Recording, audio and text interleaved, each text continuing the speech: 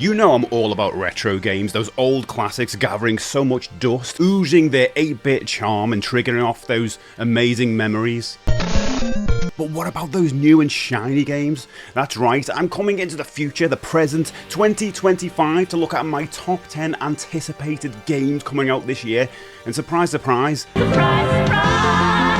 they're mostly retro inspired. Here's number 1. Okay, first up we've got Bye Sweet Carole, which isn't the easiest name to say. I'll be honest, I can't say it properly. It's given me major clock tower vibes, and I mean that in the best possible way. It's set in an orphanage, and it has a giant creepy clock, can I say any more? And the animation looks straight out of classic Disney films like Snow White or Cinderella. But don't let that fool you. Those villains are seriously unsettling. There's this dark, eerie tone that totally reminds me of the Dark Crystal or Return to Oz, you know, those weirdly grim but magical worlds. I love those movies. And let's talk about the Alice in Wonderland vibes, the rabbit theme, the whimsical font. It's all there. You play as Lisa, who can turn into a rabbit. Yes, you heard that right. It's creepy, weird, and gorgeous. Everything a retro horror fan like me dreams of. And it drops sometimes in 2025, and I'm ready for it. Next up, we've got Mouse PI for Hire. What a name. And before you say, oh my god, Steve, you've got an FPS on your list. I know, I don't normally play FPS games, let's be honest. But don't worry, I'm not sick. I just can't get enough of how good this one looks. The art style and sound are giving me serious Cuphead vibes. I mean, it's really obvious, but with that 1930s cartoon aesthetic, it's also totally reminded me of Who Framed Roger Rabbit, which is a major win for me. It's got this quirky charm, which is just making it stand out,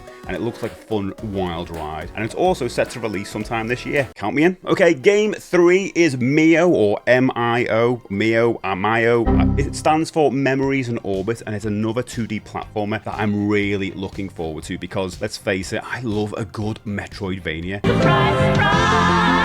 And it's got that Ori and the Blind Forest vibe with gorgeous animation and a lot of heart. Just look how cute that main character is. You play as a robot trying to piece together its spaceship's memories before it shuts down for good. There's bound to be plenty of mystery and some tricky platforming along the way. And again, like the others, it's coming out sometime in 2025. I definitely want to pick this one up. Okay, moving on to a game 4 and something a little bit different, because this one definitely stands out from the rest of my list, mainly because it's super story driven. I loved the original Life is Strange, but for some reason none of the sequels really grabbed me, especially after that first story felt so complete. But this one, the trailers have totally sold me. It feels fresh, emotional, and the story cuts already hit me right in the feels. I'm not sure it's one I'd stream since it looks pretty heavy, and honestly I'd probably just end up crying like I did throughout Life is Strange. But release wise, it's episodic, with the first chapter dropping in February, that's next month, and I can't wait to get on it. I'm not seeing a Switch release, which is a bit disappointing because I think that happened with the original Life is Strange, but I'll probably have to play it on Steam or something. Okay, next up we've got Shadow Labyrinth, which is a pretty generic name, let's face it. But this one first caught my eye at the Game Awards, and honestly, I'm still not sure what the hell's going on with it. It's another 2D action platformer, surprise, surprise. Surprise, surprise!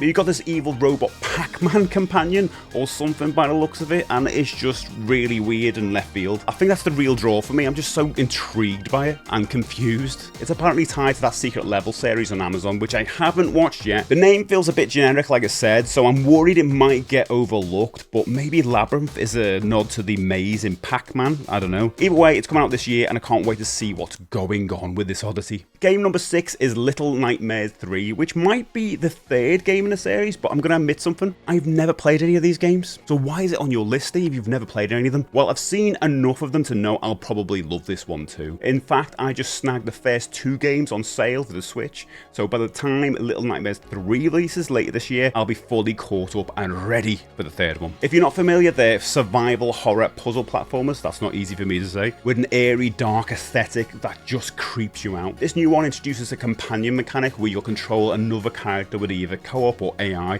which feels like a cool twist. Perfect game for Halloween. I can't believe I'm talking about Halloween already. It's January. Okay, game number 7 is Hollow Knight Silksong, which wasn't going to make my list because, let's be honest, I'm not sure it's ever going to come out. But who am I kidding? It has got to be my most anticipated game for ages. The original Hollow Knight had this magical pull where once you were in its beautiful dark world, there was no escape. I'm beyond excited to dive back into the world, even if I know the team's taking their time to make it right. Still, I can't wait to get my grubby mitts on it. Fingers crossed for this year.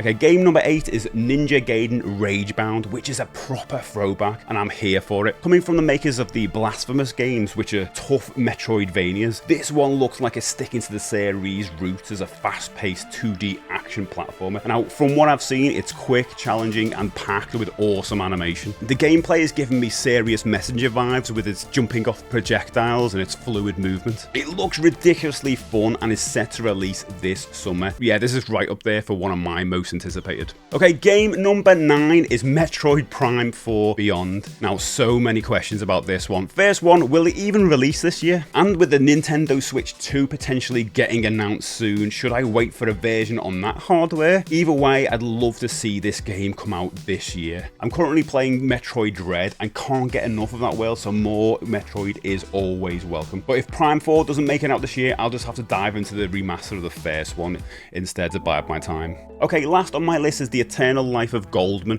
which might be another platformer, but wow, this one's got something special going on. The hand-drawn frame-by-frame animation is just gorgeous. Every scene looks like it's been crafted with so much care. It's got vibes of classic animated movies and Hergé comics, which is a big win for me because I just love Tintin growing up. You play as an old guy with a cane, off to find and take down some mysterious deity. Like a lot of these games, is coming out sometime this year.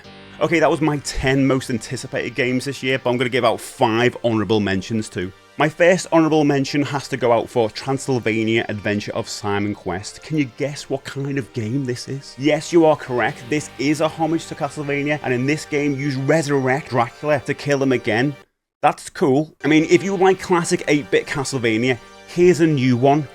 You're welcome. Okay, next up for an honourable mention is Slay the Spire 2. Now, I haven't played enough of the first one to even get super excited about this one, but it's one of those games I really want to invest some time into at some point. So, by looking at the sequel, I was thinking, maybe I should just get this one instead. Just go straight to that one, even though I own the first one and I bought it recently in the sale. Don't judge me. Okay, next up we've got Clockwork Ambrosia, which is definitely a 16-bit era inspired Metroidvania. Surprise, surprise!